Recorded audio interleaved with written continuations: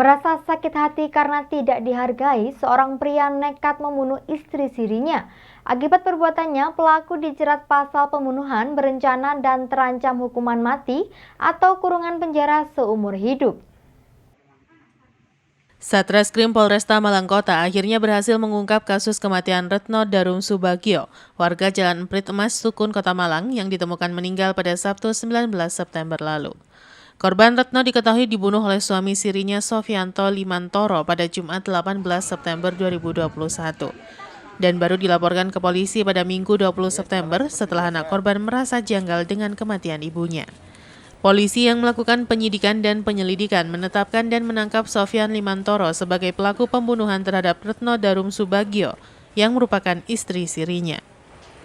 Pelaku diketahui nekat membunuh istri siri karena sakit hati tidak dihargai korban. Pelaku sendiri mengaku sudah lama merencanakan pembunuhan tersebut. Sehingga pada Jumat 18 September, dengan menggunakan palu, ia memukul kepala korban berkali-kali hingga korban tewas di tempat. Untuk menghilangkan jejak, pelaku juga diketahui membuang barang bukti ke sungai dan memasukkan korban ke kamar mandi dengan alasan korban terjatuh saat mandi. Akibat perbuatan yang dilakukan, Sofianto Limantoro, pria berusia 56 tahun ini, akan dijerat dengan 2 pasal berlapis, yakni pasal 340 dan pasal 338, dengan ancaman kurungan penjara hukuman mati atau hukuman penjara seumur hidup. Dari keterangan saksi yang mendengar ada teriakan orang minta tolong, terus ada kecurigaan dari anak kandung korban, termasuk hasil visum terhadap luka dan beberapa persesuaian keterangan. Nah, setelah LP diterima, dilakukan pendalaman, 1 hari kemudian diperiksa sebagai saksi yang diduga sekarang sebagai tersangka saudara SL. Dalam pemeriksaan tersebut, yang bersangkutan mengakui telah melakukan penganiayaan, pemukulan kepada korban. Terjadi beberapa kali di bagian kepala belakang. Nah, keterangan itu tidak serta-merta diterima oleh penyidik, tapi dilakukan persesuaian keterangan dengan mencocokkan hasil otopsi yang sudah keluar dari rumah sakit. Kalau hasil otopsi ini ahlinya yang berbicara. Jadi kesimpulan dari otopsi, akibat kematian korban lemas, pukulan benda tumpul di beberapa bagian, di bagian kepala bagian atas, sebelah kanan, sebelah kiri, dan belakang. Sehingga ada pendarahan fatal di bagian otak, batang otak. Nah, itu hasil otopsi. Itulah yang mengakibatkan kematian pada korban. Untuk pasal yang diterapkan, pasal 340 dengan subsidiar 338 KUHP, ancaman mati sampai seumur hidup dan minimal 12 tahun penjara. Simon Alfredo melaporkan. Mengungkap dugaan adanya pungutan liar pada pemakaman jenazah COVID-19 yang ditemukan Malang Corruption Watch atau MCW, Polresta Malang Kota mulai melakukan penyelidikan. Total ada 7 orang yang diperiksa oleh polisi.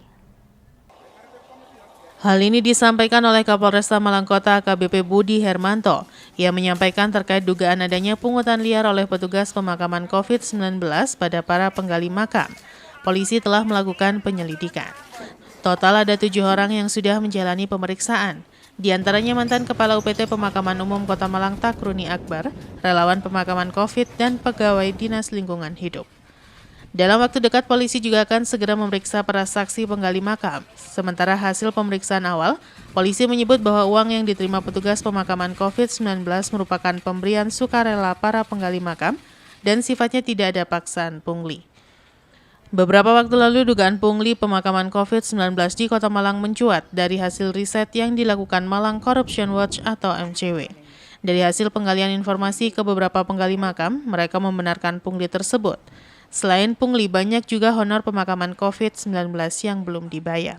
Pemanggilan Pak Takruni ya, nah bersama beberapa orang, kalau nggak salah total sudah sekitar 6 orang yang kita ambil keterangan. Nah ini mau nanti karena beberapa kejadian-kejadian, nah kita akan lakukan gelar perkara dari hasil-hasil yang sudah kita ambil, sehingga kita bisa menyimpulkan apakah ini tindak pidana ataupun ini merupakan seperti yang saya sampaikan kemarin pada saat hari Jumat, ada masyarakat yang sukarela memberi sebagian rezekinya kepada orang yang melakukan pemakaman. Nah ada juga memang mungkin yang informasinya di target, ada red khusus. Nah ini kan harus kita gelar perkara, setelah dari lidik ke sidik kita lakukan gelar perkara lagi. Kemudian penggali makamnya apakah juga akan dimintai keterangan? Ya otomatis nanti kan kita ambil keterangan semua, sehingga komprehensif dari semua proses lidik penyidikan ini semua komprehensif, sehingga penyidik tidak memutuskan sepihak dengan alat-alat bukti yang terbatas. Simon Alfredo melaporkan. Kota Batu menjadi salah satu kota yang statusnya kini membaik dan masuk kategori level 1 berdasarkan asesmen Kemenkes meski terdapat sejumlah kelonggaran PPKM. Namun Wali Kota Batu Dewanti Rumpoko menegaskan untuk Imendagri Kota Batu masih masuk PPKM level 3 dengan syarat protokol kesehatan yang ketat. Per Senin 27 September 2021, jumlah daerah, kabupaten, kota di Jawa Timur yang masuk dalam level 1 berdasarkan asesmen Kemenkes mencapai 27 kabupaten kota. Dari 38 kabupaten kota di Jawa Timur, sebanyak 71,05% kabupaten kotanya berada dalam level 1. Kota Batu menjadi salah satu kota yang statusnya kini membaik dan masuk kategori level 1 berdasarkan asesmen Kemenkes. Capaian ini berjalan beriringan dengan jumlah kasus COVID-19 di Kota Batu yang terus menurun. Kasus terkonfirmasi harian di Kota Batu kini hanya berkisar 23 kasus, dengan kasus harian 3 orang saja. Dan bila ditinjau dari 14 indikator bersatu lawan COVID, kondisi Kota Batu minggu ini berada pada skor 2,71 dan masuk zona kuning dengan status resiko rendah. Dan cakupan vaksin dosis 1 sudah mencapai 70%. Meski terdapat sejumlah kelonggaran PPKM, namun Wali Kota Batu Dewanti Rumpoko menegaskan untuk Imendagri Kota Batu masih masuk PPKM level 3 dengan syarat protokol kesehatan yang ketat. Untuk itu Wali Kota mengingatkan warga Kota Batu untuk terus disiplin menerapkan protokol kesehatan, sehingga level Kota Batu terus menurun dan kelonggaran PPKM bisa terus dicapai, termasuk pembukaan sejumlah fasilitas umum di Kota Batu, salah satunya alun-alun Kota Batu. Dalam keputusan Menkes, PPKM Kota Batu sudah level 1. Seperti apapun, saya berharap bahwa masyarakat tetap kepada prokesnya yang betul-betul dijalani dengan taat.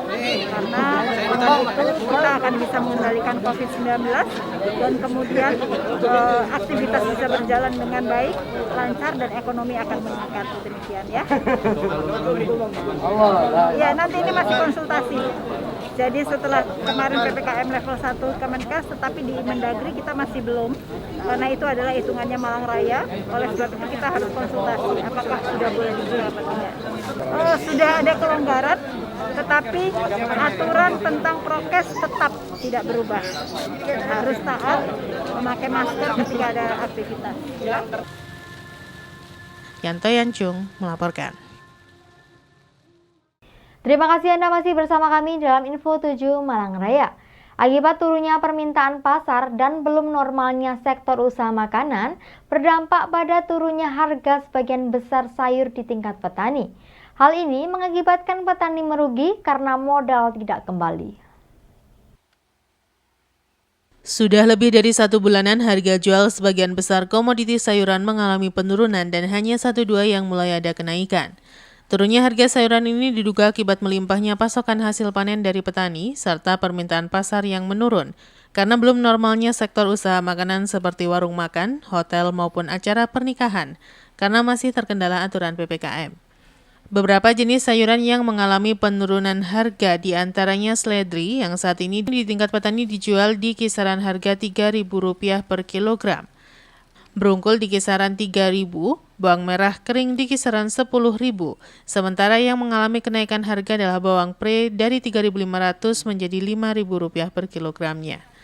Menurut salah seorang petani di kawasan Torongrejo Batu menjelaskan, turunnya harga sayuran ini akibat terdampak pandemi di mana aturan PPKM masih membatasi usaha di bidang makanan atau kuliner, seperti warung makanan, catering, dan lainnya. Di kawasan lahan pertanian Torongrejo, terlihat petani sedang melakukan panen sayuran walaupun harga jual masih relatif belum rendah di tingkat petani. Para petani tetap optimis apabila kondisi semakin membaik, maka aktivitas usaha makanan semakin ramai dan otomatis permintaan sayuran dan harga jual akan turut naik. Gimana untuk harga bawang prai ini, Pak? Lumayan, harga naik. Tingkat petani ya? Ya. Itu kan sempat turun ya kemarin ya? Turun 3.500. Sekarang naik 1.500 ya? Jadi kapan ini mulai kenaikannya? 1 minggu. 1 minggu yang mingguan. Tapi untuk harga sayuran kan relatif masih turun ya saat ini? Ya, Kenapa itu turun? mungkin pengaruh PPKM pandemi ini. Melimpah pasokan apa permintaan yang kurang? Permintaan yang kurang. Permintaan yang kurang ya? Banyak toko yang tutup. Oh gitu ya? Ini pengaruh musim gimana sebentar lagi kan? Penghujan ini pengaruh musim ini? Kalau musim ya pengaruh. Musim uler, Mas. Oh gitulah, Ya. pas memasuki penghujan ini. Pancaroba. Biasanya kalau pancaroba ini bisa kurang berapa persen hasilnya dibanding kondisi normal? Ya, sekitar 30 30% ya. Tapi untuk harga 5.000 berarti untuk modal sudah kembali ya? Bali. Kembali ya. Kira-kira beberapa minggu ke depan harga seperti apa kira-kira? Waduh, nggak tahu lek mingguan. Nah, nggak bisa diprediksi ya? Nggak bisa. Iwan Dikmawan melaporkan. Pemerintah Kota Batu bersama DPRD Kota Batu menggelar rapat paripurna terkait jawaban Wali Kota Batu perihal pendapatan asli daerah Kota Batu dan beberapa kebijakan yang dikeluarkan oleh pemerintah Kota Batu selama pandemi COVID-19. Bertempat di Gedung Dewan dan lantai 5 Balai Kota Mongtani, Kota Batu, Pemkot dan DPRD menggelar rapat paripurna secara virtual. Dalam rapat paripurna itu, DPRD Kota Batu mendengar jawaban Wali Kota Batu terkait pendapatan asli daerah Kota Batu tahun 2021. Sementara pendapatan asli daerah atau PAD Kota Batu turun dari target. Wakil Ketua DPRD Kota Batu menyampaikan, penurunan tersebut sangat fatal.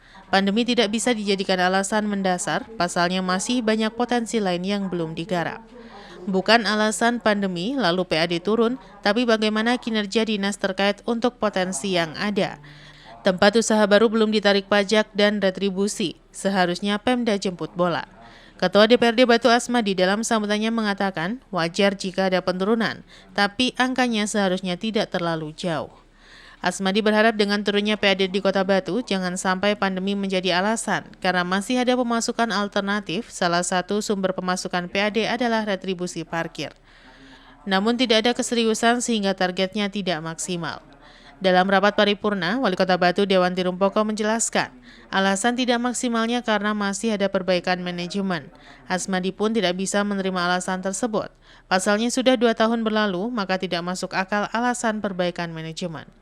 Dewanti dalam jawaban atas pandangan umum fraksi-fraksi penyampaian Raperda Perubahan APBD tahun anggaran 2021 menjelaskan, salah satu upaya untuk menciptakan kemandirian keuangan daerah dalam rangka mendukung pembangunan daerah adalah dengan mengoptimalkan penerimaan dari sektor PAD. Pada saat penyusunan APBD 2021, komposisi PAD terhadap total pendapatan mencapai sekitar 20%. Angka ini cukup baik jika dibandingkan dengan rata-rata kemampuan fiskal kabupaten kota di Jawa Timur. Namun mengingat situasi dan kondisi sebagai dampak COVID-19, maka target PAD mengalami penyesuaian pada perubahan APBD tahun 2021 menjadi 16% dari total pendapatan. Ada beberapa kebijakan yang telah dan sedang dilakukan untuk meningkatkan PAD, antara lain melakukan perbaikan regulasi, pemetaan, dan pendataan data potensi pajak dan retribusi. Perbaikan manajemen pengelolaan pajak dan retribusi, pemanfaatan teknologi informasi dalam perpajakan, penyertaan modal dan kerjasama dengan pihak lain yang tidak mengikat, serta pemanfaatan aset daerah.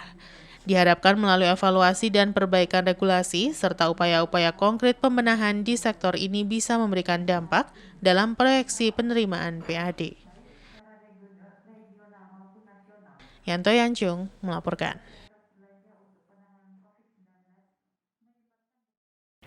Terima kasih Anda masih bersama kami dalam Info 7 Malang Raya.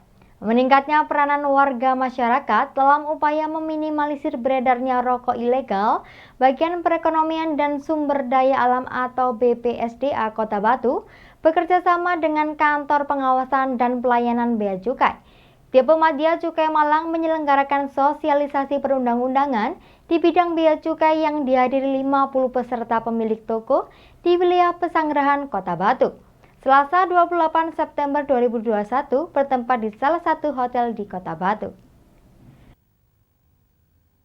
Kegiatan sosialisasi perundang-undangan di bidang bea dan cukai ini diikuti oleh kurang lebih 50 peserta yang merupakan para pemilik toko di wilayah Pesanggerahan Kota Batu. Kegiatan ini dihadiri oleh Kepala Bagian Perekonomian dan Sumber Daya Alam atau BPSDA Kota Batu Dr. Enda Emiliati MSI beserta jajaran, Kepala Seksi Penyuluhan dan Layanan Informasi KPP Bea Cukai TMC Malang, Sanca Asbai, dan para narasumber serta peserta sosialisasi. Kegiatan sosialisasi ini diselenggarakan untuk memberikan pemahaman dan wawasan kepada warga masyarakat, khususnya pemilik toko, terkait dengan cukai rokok. Dalam sambutannya, Kabak PSDA Kota Batu Dr. Enda Emiliati MSI mengucapkan terima kasih kepada KPP Bea Cukai TMC Malang dan para peserta sehingga kegiatan ini bisa berjalan dengan lancar dan berpesan kepada peserta untuk menyimak materi dengan seksama karena terkait dengan cukai pita rokok. Sementara itu dalam sambutannya Kasih Penyuluhan dan Layanan Informasi KPP Bea Cukai TMC Malang, Sanca Asbai berpesan kepada para pemilik toko untuk menjual rokok yang legal dan tidak terbujuk untuk menjual rokok ilegal. Pada kesempatan tersebut juga disampaikan materi oleh dua narasumber, yaitu Afana Ditya Wahyu dan Sunu Nugroho dari KPP Bea Cukai TMC Malang, terkait dengan penerimaan negara dari cukai dan peruntukan bagi hasil cukai rokok untuk daerah serta ciri-ciri rokok ilegal. Acara dilanjutkan dengan praktek melihat pita cukai rokok baik dengan menggunakan kasat mata maupun dengan sinar UV. Untuk sosialisasi ini, kita di tahun 2021 sudah menargetkan ada 30 objek untuk sosialisasi, itu terdiri dari pedagang perokok atau kelontong, itu dari 24 desa kelurahan. Setelah itu sosialisasi dengan perangkat-perangkat, itu ada UMKM juga, nanti itu ada 30 objek. Nah, saat ini sampai hari ini baru terlaksana 10 objek. Nah, ini kendalanya karena PPKM. Nah, insya Allah waktu yang tersisa 3 bulan nanti hampir setiap minggu kita akan kejar itu supaya target kita tercapai. Pedagang-pedagang itu yang sudah saya yakin pernah menjual rokok-rokok ilegal itu, insya Allah nanti dengan ada sosialisasi pemahaman ini mereka akan muncul kesadarannya sehingga tidak dan berani menolak untuk menjual rokok-rokok ilegal itu. Iwan Hikmawan melaporkan.